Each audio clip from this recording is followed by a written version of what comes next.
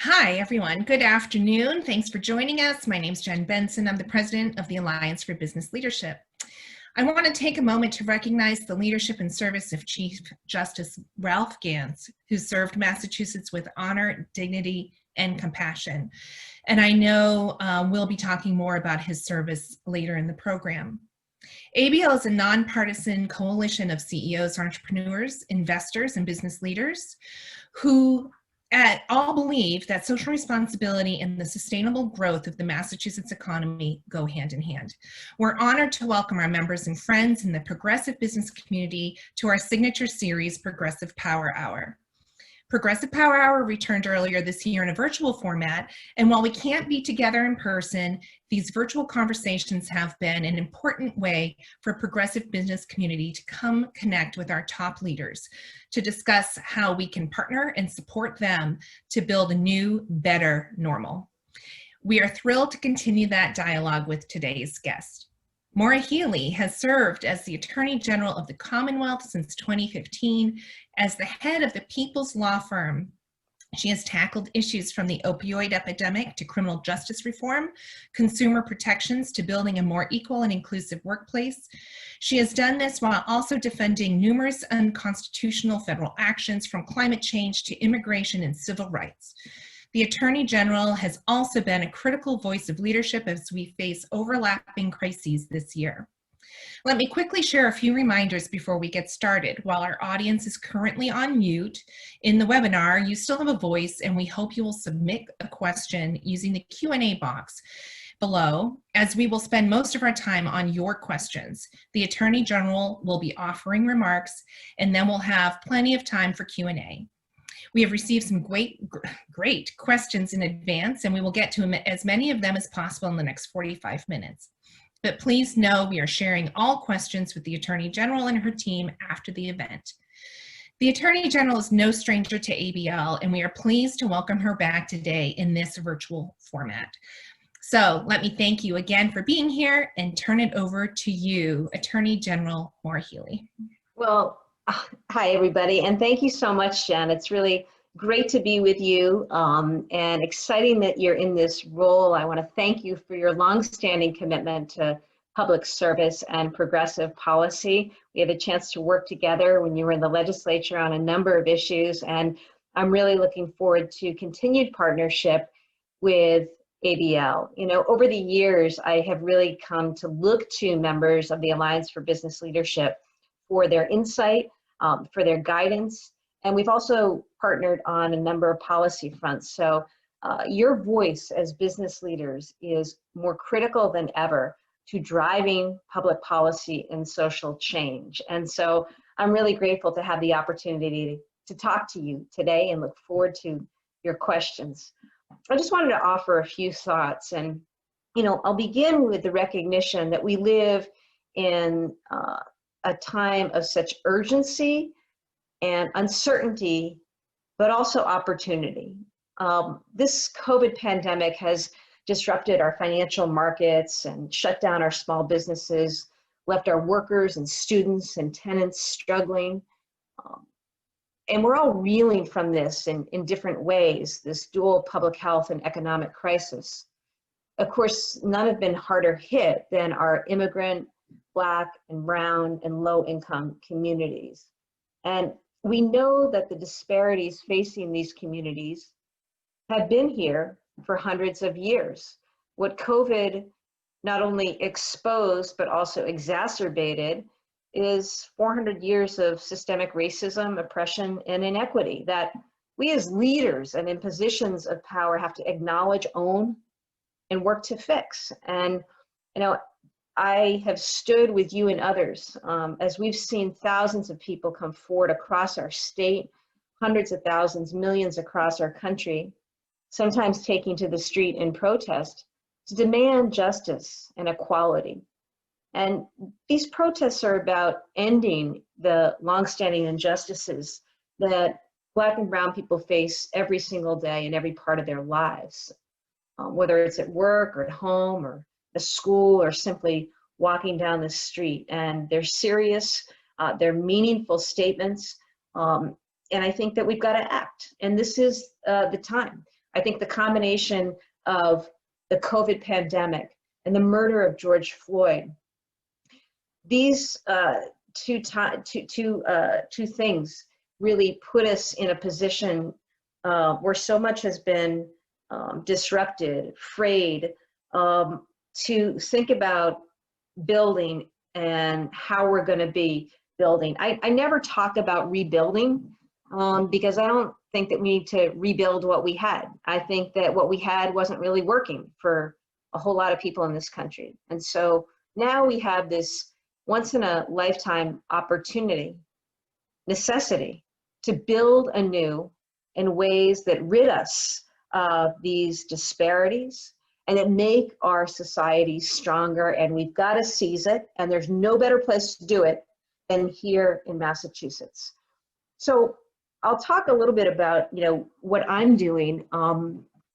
Shortly after the murder of George Floyd, we convened conversations in our office, as I'm sure many of your teams did as well, where predominantly Black attorneys and staff led the conversation. And it was really poignant, moving, hard to hear the stories of all, that they experience in their lives. And I think for our white colleagues, it was really meaningful. And we have continued those conversations. I started an unconscious bias training program the day I took office, and we've practiced and embraced taking on racism within our office, within the criminal justice system, and truly having difficult conversations. And I'm not saying we're there yet, but I just want you to know that each and every person, I think, of the 600 that work in my office, I can say this because the calls have been,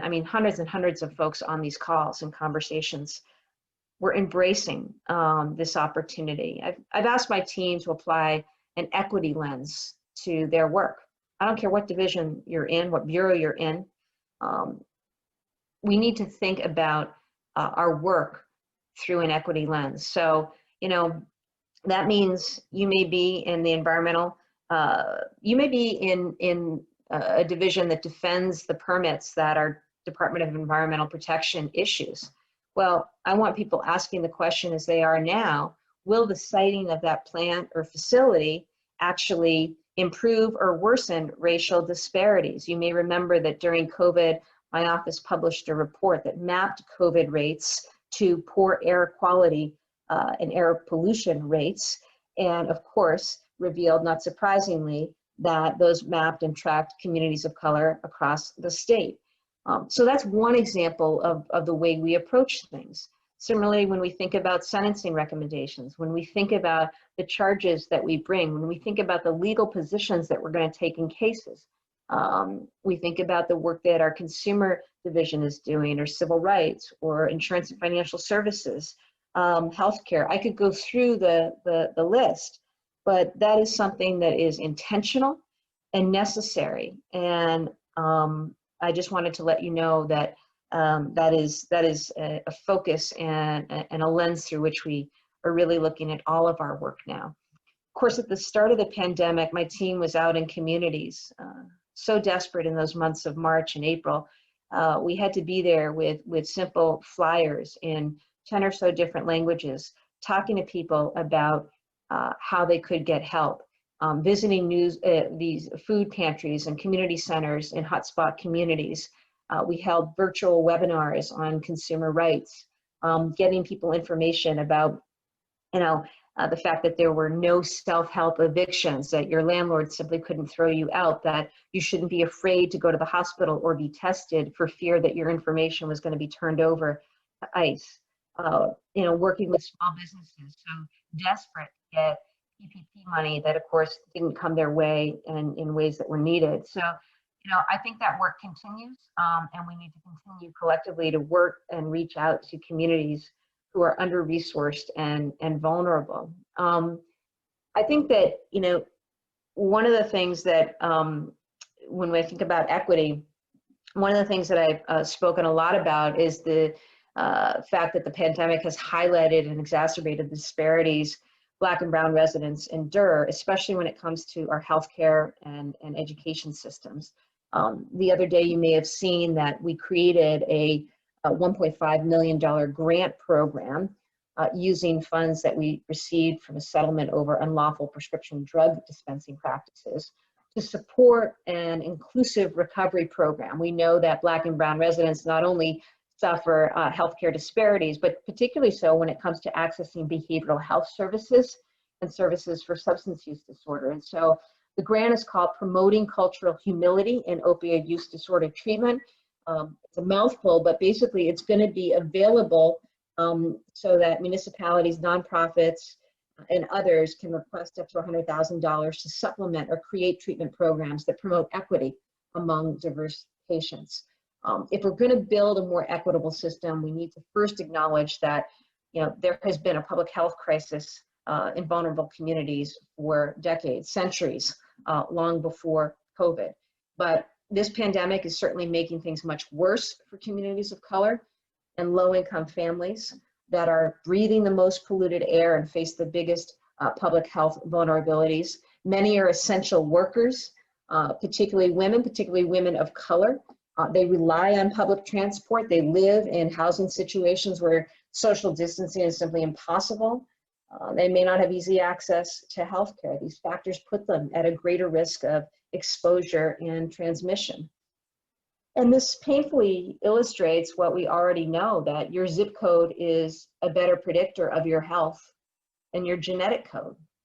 Black and brown, immigrant and low-income residents are disproportionately harmed by air pollution that exacerbates COVID-19 and other health conditions, because many face industrial facilities and highways located right smack dab in their communities. The local hospitals and community health centers that serve these vulnerable communities are busier than ever due to COVID. And also, they're the ones that are suffering, really struggling right now financially to keep their doors open. And so these disparities only worsen when you factor in the unprecedented unemployment crisis the pandemic has caused. I mean, Massachusetts leads the nation in unemployment. Think about that.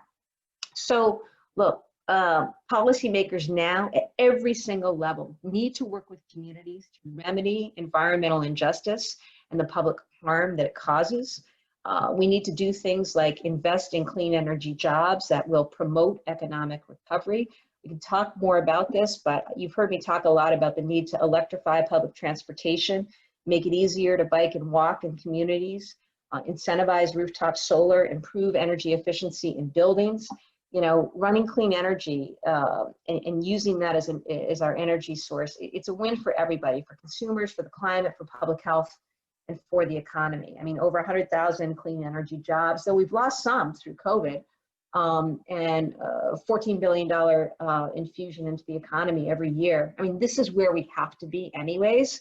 And so I'm excited about ABL's involvement, thinking about the investments in offshore wind, and the like. It's just incredibly important. So, another area beyond the environment, I mentioned the work around behavioral health. I think behavioral health services are needed more than ever in communities of color. Communities that are dealing with both the pandemic, but also this national reckoning on racial justice or racial injustice. The trauma of that is profound, and the needs in those communities are so significant.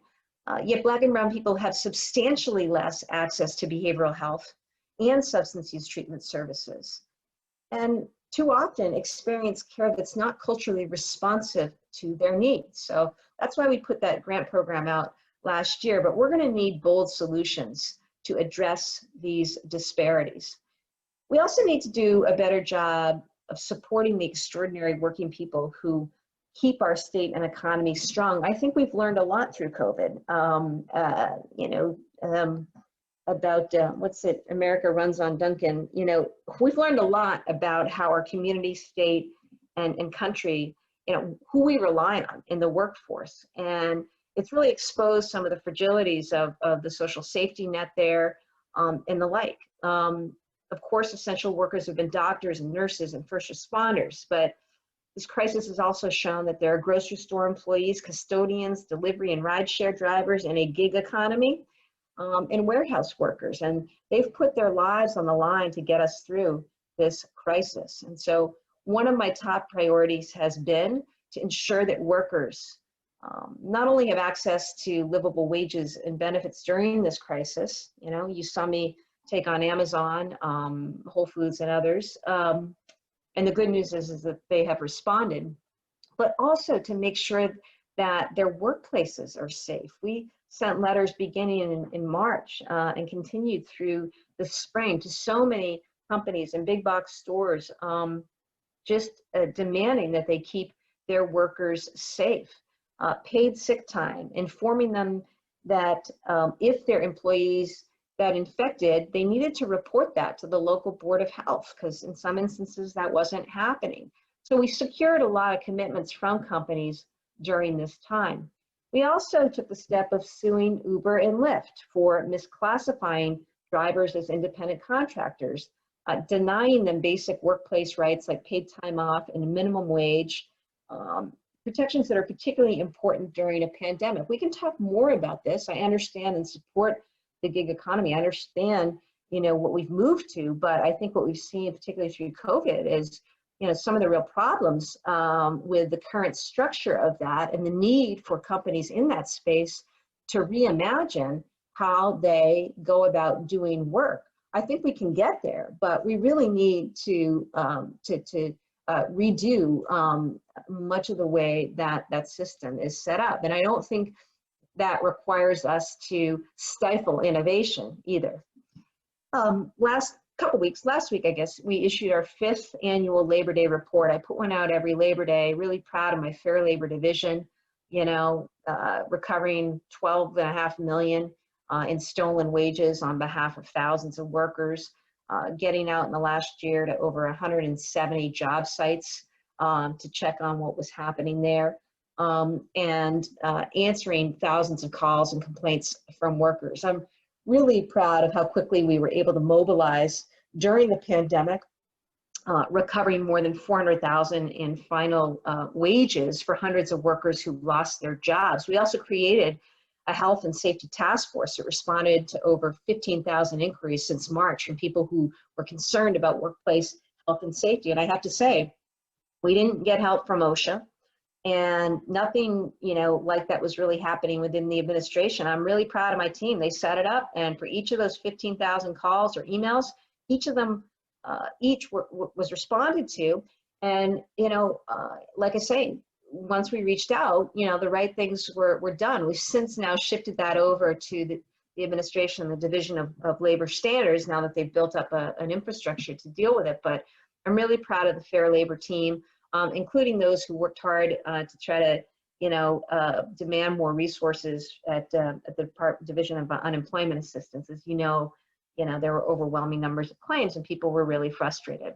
So those are my thoughts there. I do want to address housing because I know this has been a focus for many of you.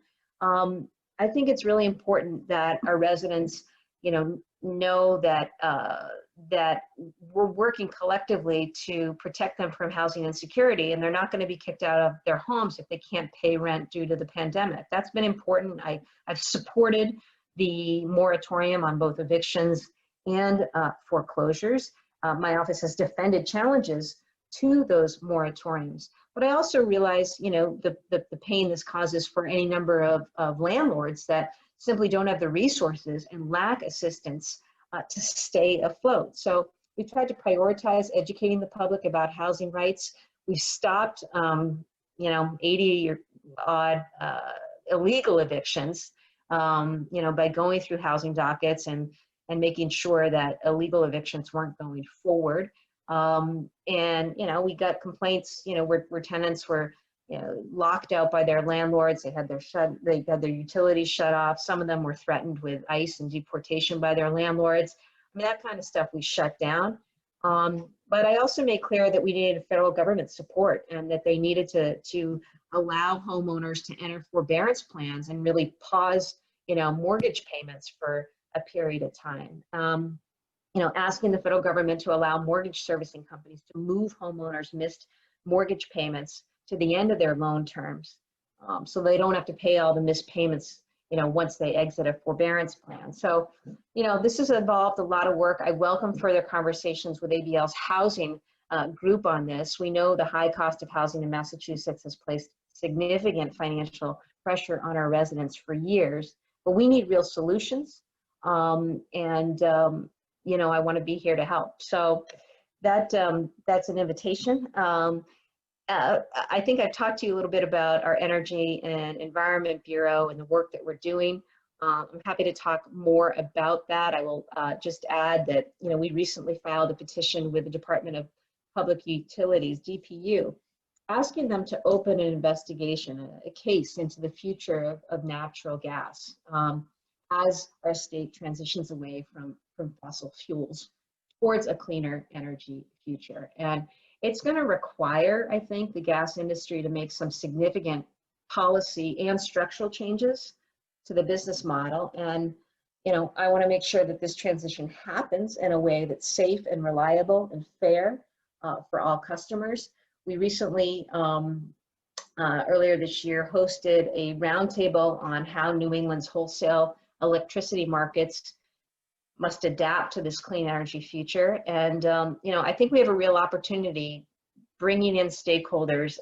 We've got to figure this out, and how we keep the lights on and also ensure reasonable costs and equity for customers. I think I'll pause there. I look forward to your comments and questions. And I'm really grateful. That here in Massachusetts, we have such a strong partnership with thought leaders representing, organizations and represented in the likes of all of you. And I believe that is how we're going to get through this uncertain and certainly challenging time, and do it in a way that will bring us to the changes that we need in communities and states and all across this country. So thanks for the opportunity to say hello. Thank you. Thank you. And, I can't thank you enough for being here, but this serves as a wonderful reminder of why I love you so much and why you're so perfect for Massachusetts in your position, such a thought leader and willing to take on the hard fights and really tell it like it is. And I think that all too often we see in elected office people unwilling to do that. And I really appreciate your strength and your thoughtfulness and your ability to cover all of these different issue areas off the top of your head. So with that, you gave us a lot to think about, and there is a lot going on. And clearly, it was really hard in putting this event together to figure out where do we start this conversation. And originally, and I do want to get to it, to talk about climate, and we have questions coming in about climate because we're seeing literally our world burning, right? But Barbara Russell brought up something I want to start with. And she said, Chief Justice Gantz served as an outstanding head of the SJC with a profound commitment to racial equity and justice for everyone. He took the bold steps of requesting Harvard Law School to gather critical data on racial equity in the state's courts, which showed significant disparities against Black and Latino population in the court system. And, she goes on, I don't want to read the whole thing, but she goes on to say, having sunshine on these issues is critically important. And with an education-focused state as ours, what can you do to require, state agencies and others to collect and share data and to really be able to understand these impacts? Yeah, well, it's thank you, Barbara, for your question. And just allow me for a moment. I just returned from a shiver for Chief Justice Gantz earlier this afternoon, and that's a profound loss for our state and a profound loss for the country. Justice Gantz was a person of tremendous humility. There was no one who worked harder in the court system. And he really innovated in significant ways, establishing an Access to Justice coalition, working to commission the report that you just referenced, Barbara, in your question. I remember, meeting with him from the time I took office in 2015, so acutely focused on the way the law actually plays out, the impact it has on people's lives. He was the judge back during the subprime meltdown who wrote a seminal case that talked about the need to take into account a borrower's ability to pay as a fair, or absent that, unfair practice. And that was nation leading. And, it's no surprise to me that the last telephone conversation I had with him was just a couple of weeks ago, as he was putting together a whole group to look at what to do when the eviction and foreclosure moratorium lifts. So I assured his wonderful wife, who happened to be Debbie Ramirez, my criminal procedure professor at Northeastern today, that I will do whatever I can to see through what Chief Justice Gantz had put into play, both on housing and also on racial disparities.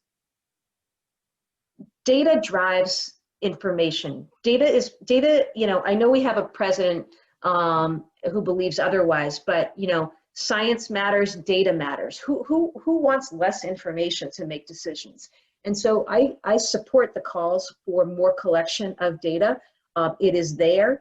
We can't be afraid of it. Those in receipt of it mustn't be defensive about it. I think this is what we need to do. I wish that I could do more. I don't have authority over local police departments or over the state police. I obviously have a voice, though, and I've supported the efforts, particularly recently within the legislature, are really important police reforms, just as I did earlier when it came to criminal justice reforms. But, the reality is that, and it's just not hard, when you look at arrest rates, when you walk into any district court, when you walk into any house of correction or jail, the fact of the matter is we have a wildly disproportionate numbers of Black and brown residents housed there. So we got to acknowledge that and address it. And Barbara, there is unconscious bias and discrimination in every field, every industry. Again, I think we've got to just acknowledge that and work to understand that, as hard as it is, and work through it. Because for all the things you can do to, of course, we should have uniform standards around use of force and training and banning certain practices like chokehold, right? We should have the ability to decertify or not license police officers who've engaged in bad acts, right? That's all important. But it's also about changing the hearts and the minds, and that's something that we do within a space, but also we have to do collectively as a Commonwealth. So I appreciate your question. And I would add to that, and I'm sure you would agree, with the work we've worked on together and separately with the state, we've really led in a lot of areas in using data collection in a very smart, strategic, and academic way to inform public policy. Healthcare is probably the biggest one, where we went all in on data collection. I would say this has been an effort in the opioid epidemic, in looking at prescription writing and who's writing prescriptions and how do we use that information in a way to curb some of these issues. Gun control measures and gun violence. We are working, Massachusetts is really leading in these areas, but there's so much more we could do. Yeah, absolutely. Thank you. So we have more questions. So I want to pick out a climate one, because that's what I was hoping to lead with you about. So we have Robert and Dave both asked questions similar about natural gas infrastructure. And you highlighted a little bit of this in your remarks. But, what is the best path to limit natural gas infrastructure, given the Brookline case and understanding, burying these investments in the ground when we're really trying to focus on moving to renewables. What is the path forward? And I know you've done a lot of work on the pipeline fights that have come up, but can you also just talk about sort of the bigger issues? I mean, the fact that Boston is getting smoky haze from fires burning across this country should be an absolute alarm for every single person in this country. And why are we still seeing roadblock after roadblock? Yep, great question. By the way, yesterday, I think you can find this, maybe Maggie on my team can include a link. Melissa Hoffer, who's chief of my Energy and Environmental Bureau, she and Rebecca Tepper do great work. She organized a program on, it's only an hour, but it's on forests, right? And it's on the role of forests, and it is about everything that currently is happening on the West Coast and the connection with climate change and what we need to do. So it was a great program it was a national program with top people. I encourage you to take a look at it. So a couple things in that. You referenced the Brookline case. Yes, Brookline had proposed this ban on gas hookups, and my office decided that it was unconstitutional to have that kind of a bylaw because of legal things like certain things are preempted, right? Localities can't do certain things if the state owns that space. It doesn't mean that the state couldn't enact measures that would be legally permissible to do a similar ban. So, that's where that stands. I do think that a couple things need to happen. I think one, I had an exciting conversation the other day with somebody from the Iron Workers National. And the conversation was about getting with our office and talking about offshore wind, right? I think that a lot of the conversations I've had with labor, many of them were not happy with my calls a few years ago to not build unnecessary pipelines that were either going to become obsolete because we're not going to meet our climate goals by just building pipe, and we're going to be paid for by the ratepayers, businesses and residents, right? Lo and behold, of course, when the SJC ruled that ratepayers weren't allowed to be passed the bill for that, the market never filled it. Of course, the pipeline companies went away. Nobody's looking to build pipe right now in the state of Massachusetts, which is sort of my point. Fine for all of us to bear the risk and them to pocket the proceeds, the profits. But we got to have a real conversation with the workforce, right? They just want to build stuff. So let's get them building in the direction of renewables. Let's get them trained, right? Let's get them, going. And I think there's huge capacity there. And we have to, if we're going to meet our goal, right, of 2050 and reduction by 85%, this has to be part of it. Absolutely has to be part of it. And, I stand with all of you in pushing and educating. I mean, we got to deal with the buildings, heating. We got to deal with transportation. Certainly this is a big element when it comes to buildings. So I'm really glad somebody asked about the Brookline case, because I think this is really important. And one of the things that I love about you and your office is that you've always worked closely with the legislature. You can't alone get ahead of the law, right? And when things come forward and show us where there are gaps, where things need updating, you've always been right there hand in hand to do that work. And we do know that we're not even going to hit our 2030 goals, let alone our 2050 goals at the rate we're going, right? And so this is a really critical issue. And so I'm excited to hear you working so deeply in there. Yeah, and I mean, it is so real to me. I was on a call this morning with the Oregon Attorney General, right? She's got staff in her office who have run from and fled their homes only to see them burn. I mean, it's so real. So we need to do everything we can in this time. It starts with new leadership in November. That's a big deal, because I would like to go a single week without having to sue the EPA, which is something I've had to do every week for the last 4 years, including a suit the other day to stop them from rolling back all the important limits on methane, right? But it's super real. And you mentioned the haze here, and we're The time is now. And I do think business has such a huge role to play. As I was heartened, post Paris and the pullout there, when other businesses said, no, we're staying in. This is where we need to go. And cities and businesses, and states tried to lead. Yeah, and I'm so excited that you brought that up because we actually have a question about that. And I was at COP23. I had the great thrill of participating at the UN climate talks in Germany, in Bonn. And so being able to be part of the We Are Still In movement was really, really inspiring. And our UK Consul General to Boston, Peter Abbott, actually has a question about this. He says, thanks for taking the time today and for your commitment to addressing inequalities linked to climate change. And next year, the UK is hosting COP26, the most critical climate talk since Paris 2015. We see a key role for subnational actors in demonstrating that the US continues to take ambitious climate action. I was excited to be part of that. How do you think we can support actions taken at the subnational level to encourage climate action at the international level?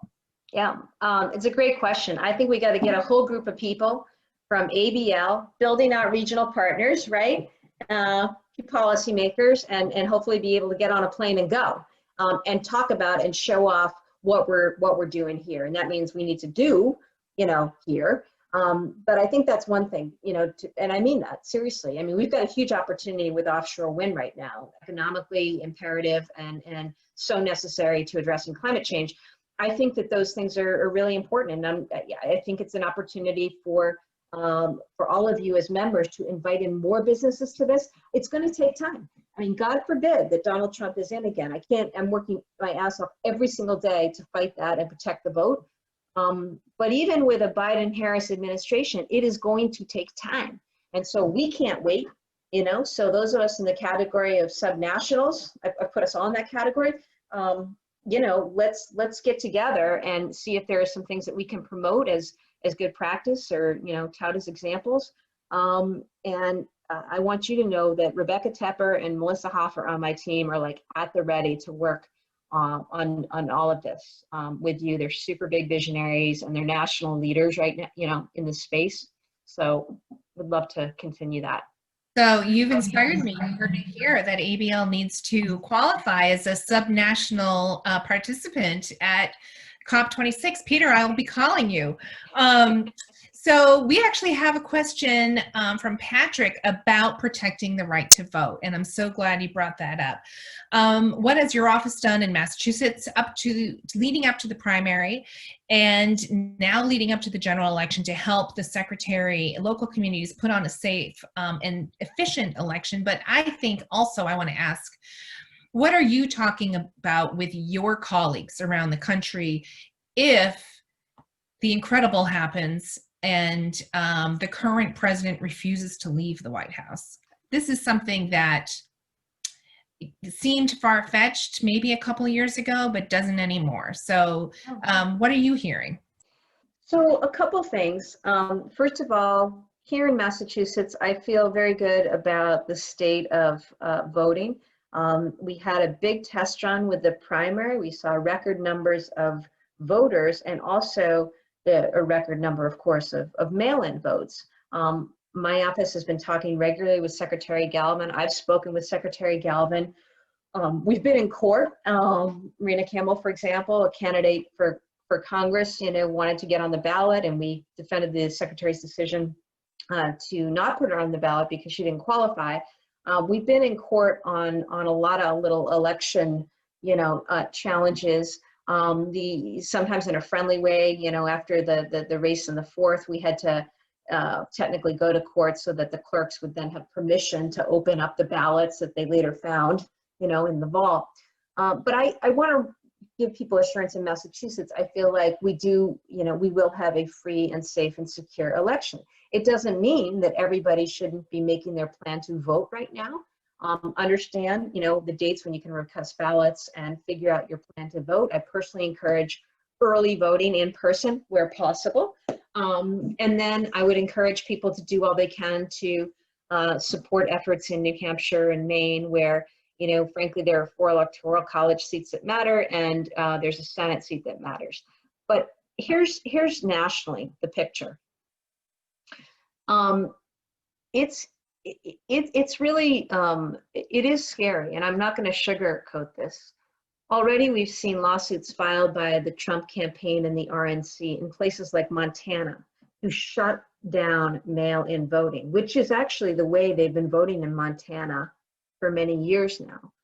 You saw the efforts in Wisconsin recently, where the Republicans and Republican operatives who were working for the Trump campaign back in 2016 went over and talked to Howie Hawkins, that Green Party candidate, to make a stink about getting his name on the ballot so as to delay the printing of ballots.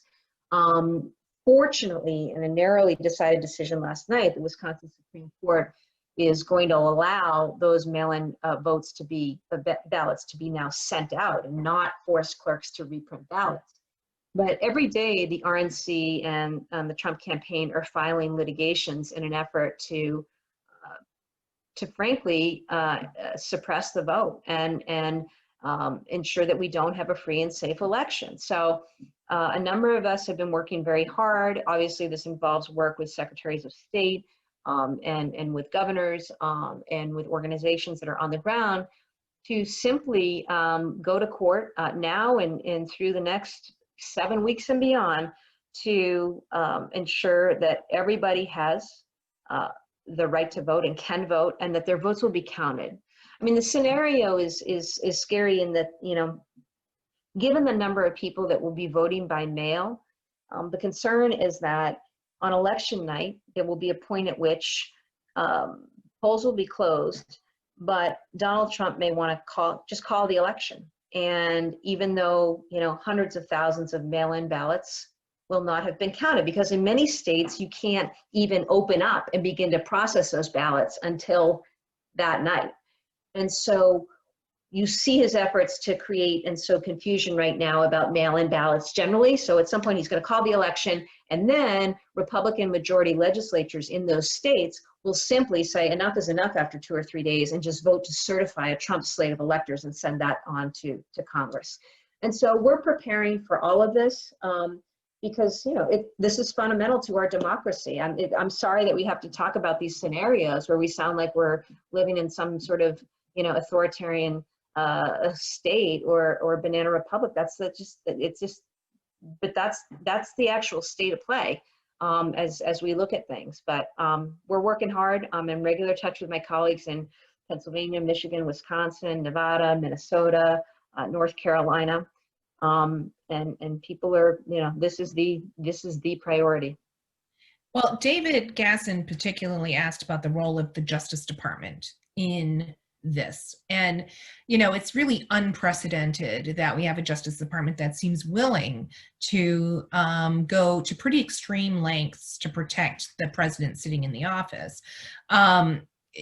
Is there a roadmap for how to deal with that? No, the Justice Department is a department of injustice, and Bill Barr should go to jail one day.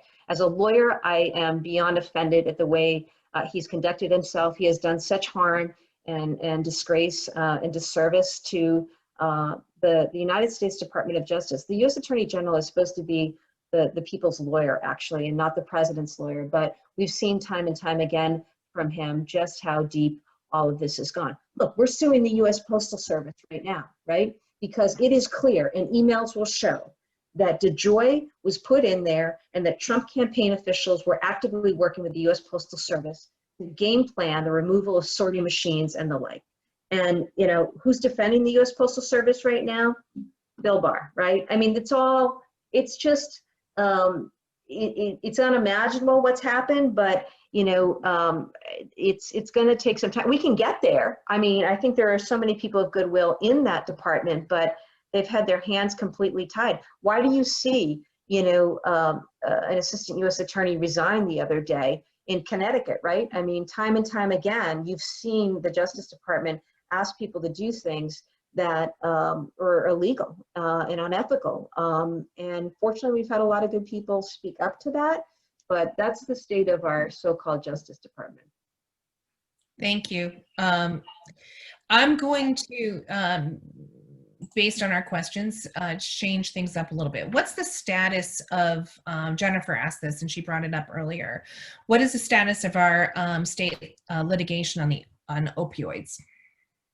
So we've got a few cases going on. One, we've been bringing a bunch of cases. I told you we went after that injured workers pharmacy business in Andover, which was one of the country's largest suppliers of mail-in opioid prescriptions, and found that they were doing things that resulted in those pills being diverted. That's how we were able to do that grant the other day that I talked about. So we were the first state to sue Purdue and members of the Sackler family. That case is now in bankruptcy court because the Purdue ran to bankruptcy court and the Sacklers tried to claim protection in the bankruptcy court. So we're in there battling it out. I was on a Learn to Cope meeting last night with parents. I formed an advisory council early on of families in Massachusetts affected by this. And I'm clear and I'm clear with my colleagues, and I've got more of them to come on my side on this.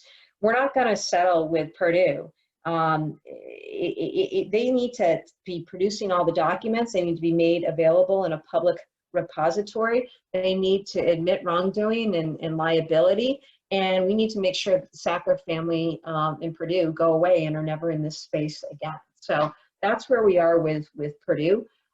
We do have ongoing investigations with respect to 5 other opioid manufacturers and distributors.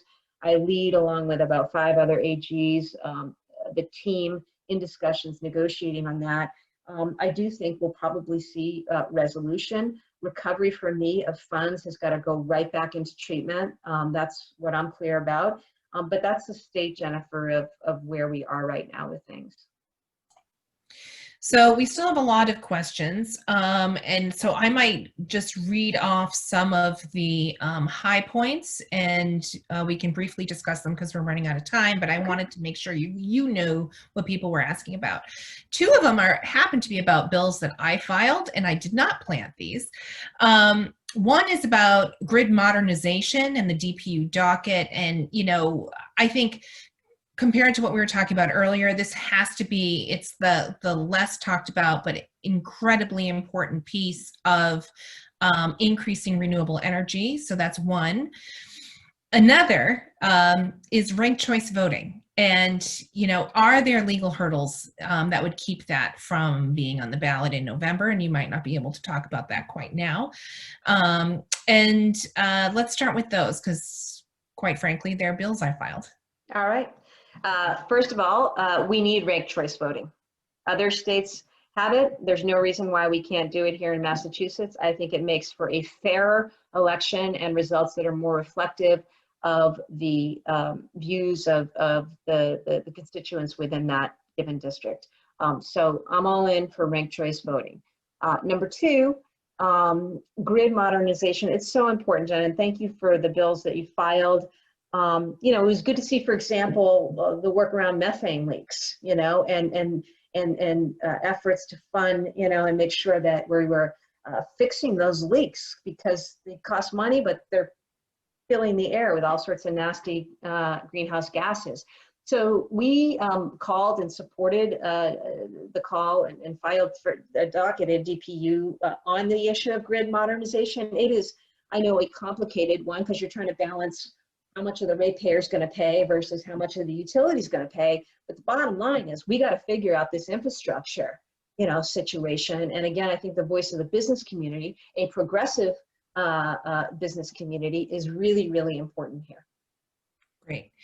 So my last question is going to be about, as we're still going through COVID and we've seen reports that we're still potentially going to be in some level of this pandemic for another year. What are the protections for workers, essential workers? And you talked about this at your opening remarks, but all of those essential workers, from healthcare workers to sanitation, and now our teachers. What should we be looking at moving forward, and what lessons learned for the future of the workforce? I think a few things. One, I do think the workplace safety protections that have been put in, they have to stay. They have to stay through the course of this. And we need to make sure that we have the PPE that we need to support those workers. I'm glad we have paid sick time. I'm glad we have some of the policies in place that we've worked in partnership with ABL on. But these things matter.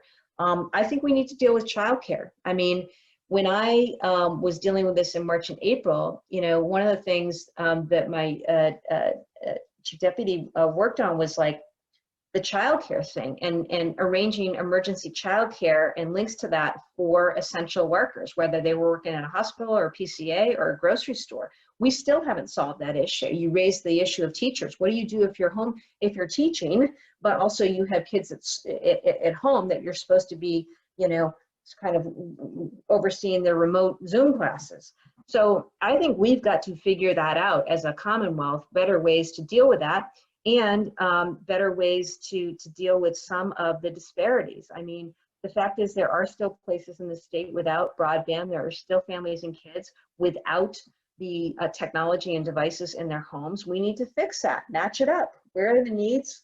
Let's match that up. But I also think we've got to figure out the gig economy, because, the number, it's like, what is it, 30% of our economy now? And these are folks who, you're really in trouble if you don't have health insurance, if you don't have the workplace protections, if you're, working in a way that some days doesn't even leave you making minimum wage, which is what we found in our investigation against Uber and Lyft. So I'm not saying these gig industries should go away. No, but we got to figure out how they work for workers, and they've been an important part of seeing us through COVID. So those are some thoughts. Again, I approach this all, Jen, as opportunity. There's no doubt we're going to go through hard times. This is not just a 2021 problem, but it's a 2022, 2023. We get that, okay? But what are we doing and how are we building? Let's make telemedicine permanent so that more people have easier access. It'll help lower costs too. Let's figure out what we got to do around the housing front. And let's figure out, a whole bunch of things that while disruptions are also opportunities, including the way we work, the way we learn, that would be my call. That would be my hope. But it requires innovation, and it requires, I think, leadership from the business community, because sometimes you get in a situation in government where, people are doing what they're used to doing. There's a certain stasis in that, and that's why I think these partnerships. I've been such a big fan of public-private partnerships and working with an organization like the ABL. Thank you. Thank you. Well, we love working with you. And we have 2 minutes left. So I want you to take that time to wrap up things you're working on. There's a few questions we weren't able to get to. We'll make sure we send those to your office. But please take it away. Well, okay. I wasn't expecting this open riff moment. A couple things. One, I'm really upset that the Celtics, I was a big basketball fan, they continue to find ways to lose games. I think they'll be okay, but I'm hoping they have a better outing game too. And I'm really psyched about the leadership, particularly of the WNBA. The NBA followed, and they've been awesome. But in the fight for racial justice and equality, it has been awesome to see companies step into the fore and say, what they say and do what they do. And I just love the NBA right now. I really love the WNBA because I got to give credit, they went first. But they're working, and they're working hard, and that's a really good thing. Our most pressing question is, people want to see you spin a basketball, but you probably don't have one right there. I don't have one at the ready, but we'll send a clip. But I think that also the power of young people, right? It's been so awesome through the movement to end gun violence and on gun reform and March for Our Lives, on climate, right? On some of our races, including recent races, the role of young people, that inspires me, and the fact that we're seeing women and women of color run in record numbers, this is all good, and we've got to encourage that, because seeing is believing, and we're not going to have the representative democracy making the laws and policies that we need unless those in power truly serve reflect the communities they serve. And the same goes for boardrooms and C-suites. So thank you to the ABL team on all your efforts around diversity and inclusion. Those are just random musings from my head. Again, I really appreciate everything that that this organization is about. And, you know, we don't have time to waste. Massachusetts is a place where we got tremendous, you know, this tremendous collection of knowledge and education and research. And we have a history, notwithstanding some of the uglier parts of it, that is one of leadership on a lot of fronts in many ways through centuries. But, you know, let's just, now's the time. If we miss this moment, I don't think that we will have an opportunity to bring it back. So I really believe that, and that's why, to me, it's all about right now voting and protecting the vote for the next 7 weeks. Excellent. Thank you. Thank you. And thank you for being such an amazing power of example for women and young girls across Massachusetts. And, you know, women are running for office and they're also running elections. So I love that. So Attorney General Maura Healey, thank you on behalf of ABL. I want to also thank everyone for joining today. ABL has hosted several of these Progressive Power Hours virtually in 2020, and you can catch up on all of the conversations on our website, www.alliancebl.org. You can also learn more about becoming a member of ABL at the same link. And if you are not already a member, we hope you will join us as we work together to push for a better normal following this crisis. Thank you all so much. Again, thank you, AG Healey, and I hope you all have a wonderful evening. Thank you. Oh, great.